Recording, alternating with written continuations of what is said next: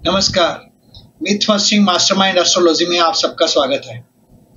दोस्तों, आज जो प्रश्न मैं आपके सामने लेकर आया हूँ वो मुझे आप ही में से किसी ने पूछा है कि एक ही समय में एक ही स्थान पे दो व्यक्ति जन्म लेते हैं लेकिन दोनों का भाग्य डिफरेंट क्यों होता है।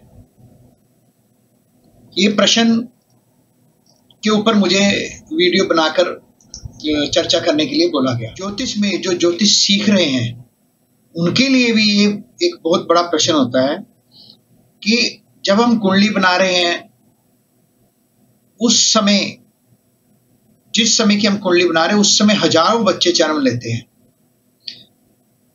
ऑफ कोर्स स्थान जगह बदल जाता है, लेकिन अगर एक ही स्थान में एक ही समय में, मान लीजिए दिल्ली के किसी हॉस्पिटल में एक ही दिन में एक ही समय में 2 या 4 बच्चों ने जन्म लिया लेकिन बड़े होकर उन सब का भाग्य अलग, ऐसा क्यों? जन्म तो एक ही समय लिया, कुंडली भी एक ही बनी। ये एक बहुत ही गहरा और विचारशील सवाल है। अगर दो लोग एक ही स्थान एक ही समय में पैदा होते हैं तो उनकी नियति अलग अलग क्यों? वैदिक ज्योतिष और दर्शन के नजरिए से इसका जवाब कई स्तरों पर समझा जा सकता है। आइए इसे विचार से देखते हैं। सबसे पहले हम लगन कुंडली समझते हैं कि लगन क्या है। मित्रों, लगन तीन तरह के होते हैं। लगन जिस समय हमारा जन्म हुआ, चंद्र लगन जिसे राशि बोलते हैं, जिससे सारे जोशी आप YouTube पे अक्सर बोलते हुए देखते हैं, भविष्य बता रहे होते हैं हर राशि का, वो राशि होती है चंद्र लगन की। और सूर्य लगन के ऊपर वेस्टर्न ज्योतिष सबसे ज्यादा काम करता है। देखिए, सबसे पहले हम लगन को समझते हैं। लगन ज्योतिष में लगन एक राशि होती है जो जन्म के ठीक समय और स्थान पर पूर्वी क्षितिज पर उदय हो रही होती है। यह जन्म कुंडली का सबसे महत्वपूर्ण हिस्सा माना जाता है क्योंकि यह पूरी कुंडली की संरचना तय करता है। ये समय जो है यह दर्शाता है कि व्यक्ति दुनिया के साथ कैसे व्यवहार करेगा। लगन वह बिंदु है जहां सूर्य का स्पष्ट मार्ग, एक्लिप्टिक जिसे बोलते हैं, जन्म के समय पूर्वी क्षितिज पर मिलता है।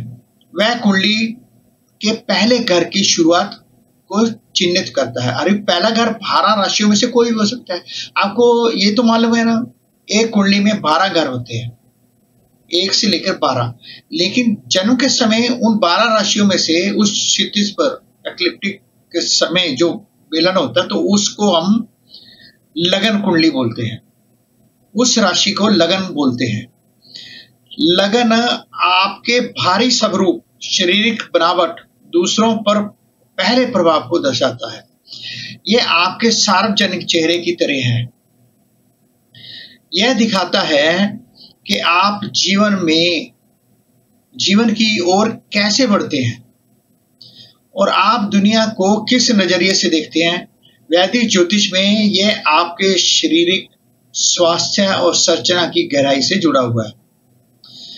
और सूर्य राशि, सूर्य लगन जो है सूर्य की स्थिति पर आधारित, सूर्य जिस लगन में होगा उसको सूर्य लगन बोला जाता है।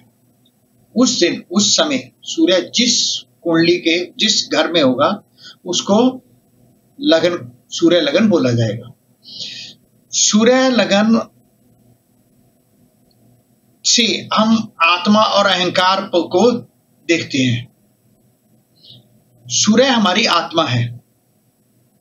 और तीसरी लगन कुंडली है चंद्र लगन, और चंद्र राशि जिसे बोलते हैं, चंद्र लगन उसे बोलते हैं। चंद्रमा जिस 12 घरों में जिस घर में होता है उसको चंद्र लगन बोलते हैं। और चंद्र लगन से हम मन की भावनाएं, हमारे मन की स्थिति, हमारे विचार, इनको देखते हैं, हम कितने सेंसिटिव हैं। दोस्तों, अभी आप इस कुंडली को देखिए।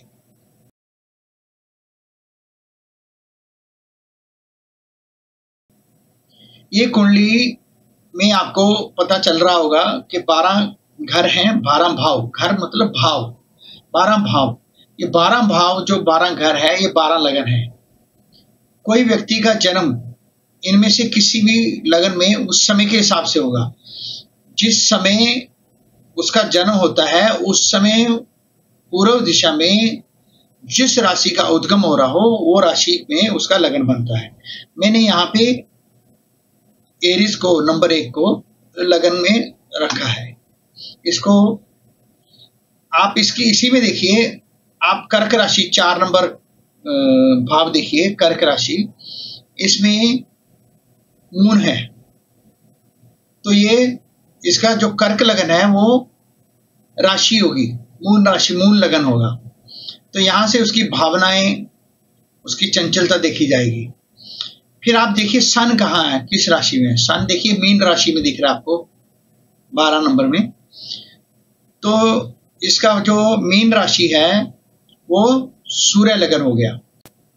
और दोस्तों ये तो हुए लगन, लेकिन लगन से मैं फिर भी डेस्टिनी लग गया। उसका कारण ज्योतिष के हिसाब से संचित कर्म है। संचित कर्म यह अनगिनत जन्मों के कर्मों का टोटल है। यह अनगिनत जन्मों में संचित सभी अच्छे सभी बुरे कर्मों का योग है।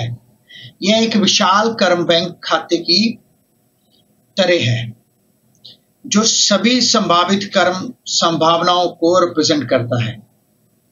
आप इससे समझिए, अभी ये कर्म बैंक खाता है। ऐसे ही आप, जैसे आपका बैंक में कोई खाता हो, आपने अगर फिक्स डिपॉजिट किया हुआ है तो उसके ऊपर आपको ब्याज मिलेगा। लेकिन अगर आपने लोन लिया हुआ है तो आपको उसके ऊपर ब्याज देना है। तो ये आपके संचित कर्म ऐसे ही हैं जैसे आपका फिक्स डिपॉजिट है, संचित कर्म आपके फिक्स डिपॉजिट है। अच्छे कर्म आपके संचित कर्म फिक्स डिपॉजिट है और बुरे कर्म आपके लोन है। वो लोन जिनको आप ऊपर ब्याज लग रहा है हर बड़ी तेजी से, आपको मालूम है फिक्स डिपॉजिट पे ब्याज कम लगता है लेकिन लोन के ऊपर ब्याज बहुत तेजी से लगता है। तो आपके जो बैड कर्मा है वो एक तरह से बैंक के लोन है, जैसे लोन होते हैं उसके ऊपर ब्याज लगता है और आप बैंक को लोन के ऊपर किस्त भी दे रहे हो और उसका ब्याज भी दे रहे हो। तो ऐसे ही जीवन है।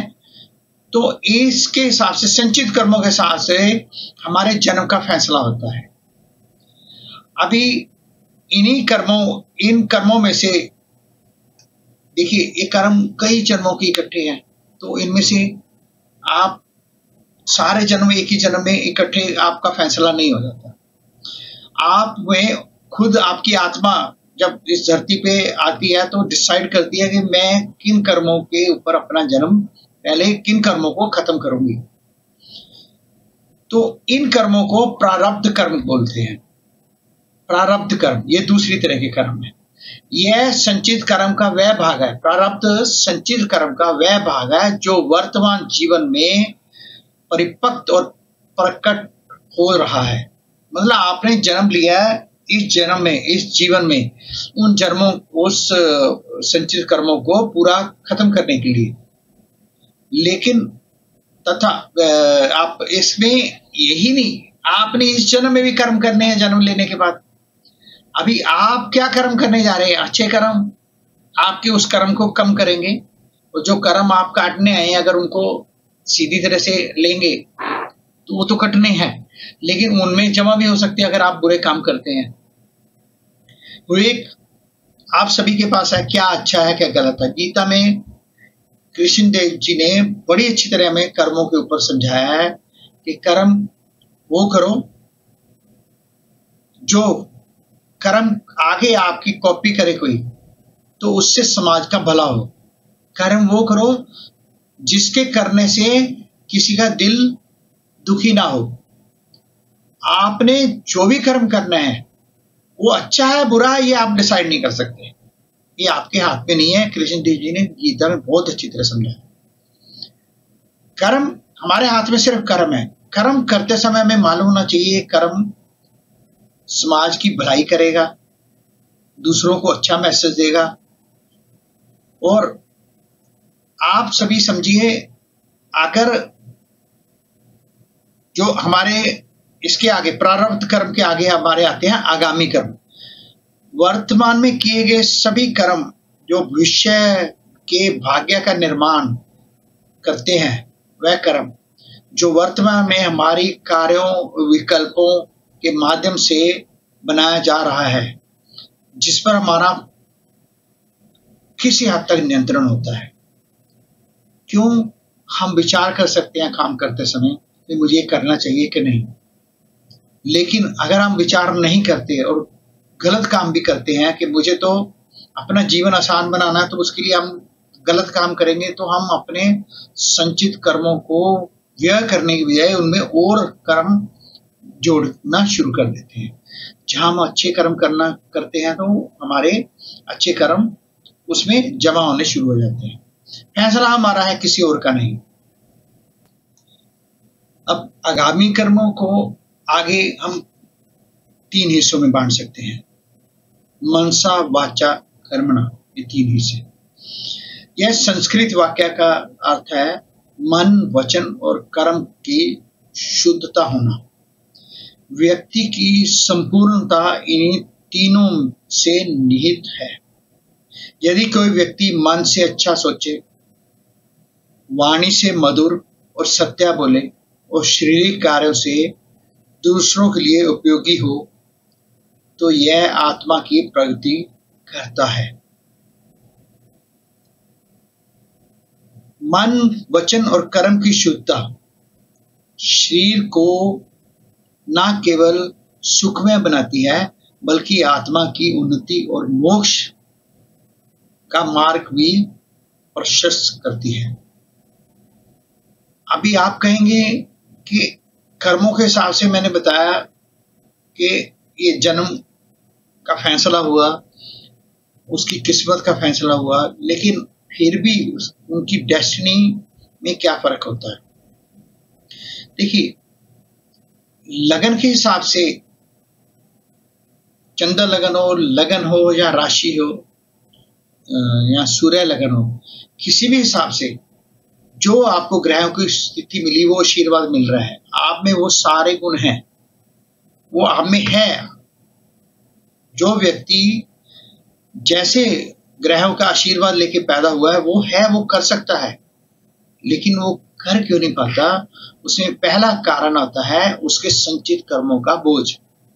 अगर उसने अत्यंत पाप किया है तो इन्हीं चीजों में फंस जाएगा। वो जिंदगी में उसके कष्ट होंगे, मुसीबत में मुसीबत उस पर आएगी। अगर उसके संचित कर्म अच्छे कर्म हैं, तो आपने कई बार देखा होगा कुछ लोग कहीं भी हाथ लगाते हैं सोना बन जाता है। उसके अच्छे कर्म है, वो उसकी वजह से आगे बढ़ता जा रहा है। फिर देखिए, इन्हीं कर्मों के हिसाब से हमें इस धरती पे घूमने की आजादी मिलती है। कैसे, आप समझिए, जैसे आपने जानवर को, गाय को, भैंस को रस्सी से बंधे हुए देखा है। वो जो गाय, जो भैंस है, वो एक रस्सी से, एक खूंटे से बंधी हुई है, तो जितनी लंबी रस्सी है उतनी दूरी तक ही वो घूम सकती है।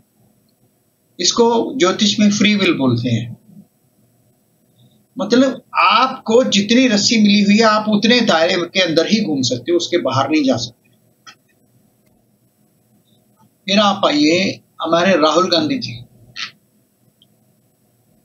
वो किसी भी जगह सफल नहीं हो पाए, और हम भी उनको सम्मान देते हैं।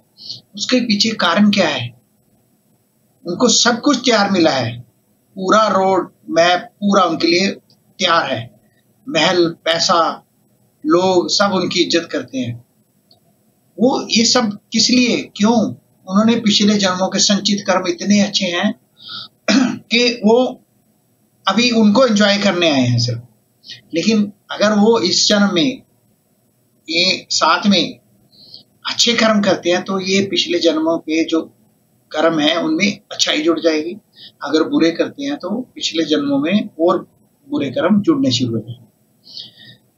ये फ्री विल जो रस्सी अब हमें मिली हुई है, हर आदमी उसके हिसाब से भागता है। अभी एक ही समय में ये दो लोगों का जन्म हुआ है, एक ही कुंडली उनकी है, लेकिन संचित कर्म अलग अलग होने की वजह से उनकी जो फ्री विल, उनकी जो रस्सी मिली है जिसके ऊपर उन्हें घूमना है, किसी को छोटी मिली है, किसी को बड़ी मिली है, किसी को बहुत बड़ी मिली है। अभी आप इससे समझेंगे कि एक आदमी अपने कर्मों के कारण सब कुछ लेके पैदा होता है और एक दूसरा आदमी अपने कर्मों के कारण कुछ भी लेके पैदा नहीं होता। लेकिन यहां से एक चीज कहानी और बदल जाती है। देखिए, कर्म, गीता में कृष्ण जी ने कहा है कर्म आपके हाथ में है। हमें जो जन्म मिला है वो कर्म बेस्ड मिला है।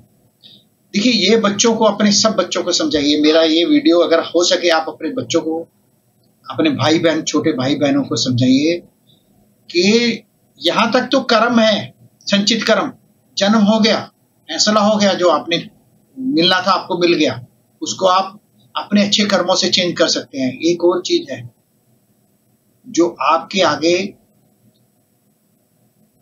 झुक जाएगी, वो है आपका, जो आपकी पर्सनैलिटी, आपका ये बॉडी। जो लोग मेहनती हैं, बहुत ज्यादा मेहनत करते कर सकते हैं, झुकते नहीं किसी भी हालात के आगे।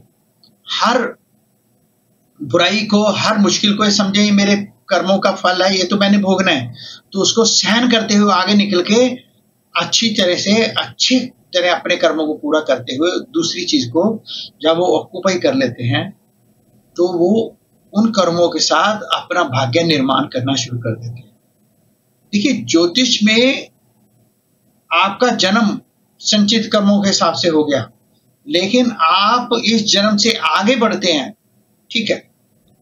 किसी को खुला मिलेगा रास्ता, भाग सकेगा।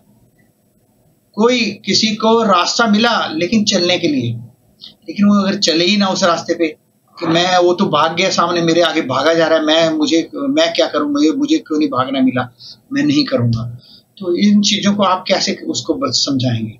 आप समझिए, ये धरती पे जो हम खड़े हैं, हमें जो मिला है, हम अपनी किस्मत खुद बदल सकते हैं। हम अपने कर्मों से सब कुछ निश्चित नियति अपनी तय कर सकते हैं।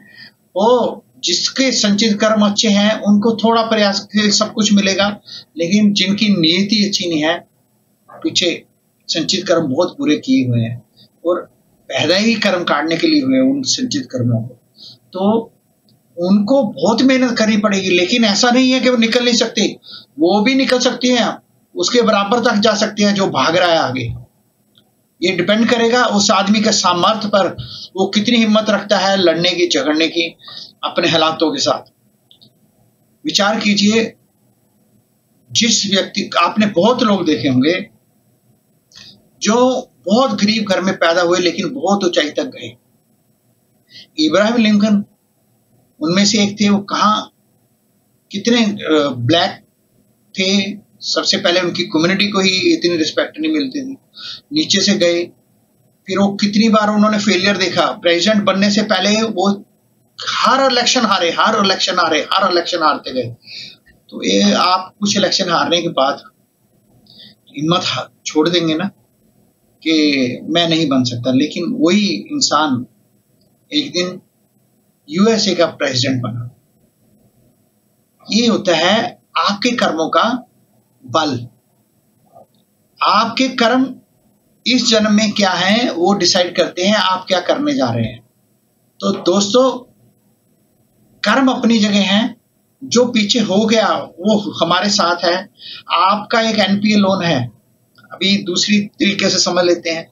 आपने बैंक से एक लोन लिया हुआ है जो एनपीए है, आप उसे पे नहीं कर पाए, या ऐसे कहिए आपको मिल गया, आपके पिताजी ने लिया था, वो एनपीए है, आपने पे करना है। तो आप मेहनत करके अच्छी तरह से कई जगह से, कई सोर्सेस से पैसा कमाने की कोशिश करते हैं और उस लोन को रिपेमेंट शुरू करते हैं। कुछ सालों में उस लोन को पे कर देते हैं। फिर उसके बाद आप अपनी मेहनत से दोबारा अपना नया साम्राज्य शुरू कर देते हैं। देखिए, कभी भी किसी भी चीज के लिए देरी नहीं होती, बस समझने वाले की समझ होनी चाहिए कि आज मेरा वक्त बुरा है तो कल एक दिन अच्छा आएगा। दोस्तों, इस संदेश के साथ मैं अभी अपनी वाणी को विराम दूंगा कि ज्योतिष हमें कहीं नहीं सिखाता कि किस्मत कोई होती है, किस्मत कोई चीज। ज्योतिष ने कहीं नहीं बोला। ज्योतिष सिर्फ ये बोलता है हमारे कर्मों के कारण हमें ये जन्म मिला, वो कर्मों को हमने काटना है, और उन कर्मों को काटते हुए हम जो कर्म करेंगे उससे हम अपनी अगली डेस्टिनी तैयार कर सकते हैं। तो आप अपनी डेस्टिनी तैयार करने के लिए तैयार हो जाइए और डट के मुकाबला कीजिए अपने जीवन का। Best of luck. प्रिय मित्रों, मुझे उम्मीद है यह जानकारी आपके लिए लाभकारी साबित होगी। यदि यह वीडियो पसंद आया हो तो लाइक, कमेंट, शेयर करना ना भूलें। साथ ही चैनल को सब्सक्राइब जरूर करें। शुभकामनाओं के साथ जय श्री राम, नमस्कार और धन्यवाद।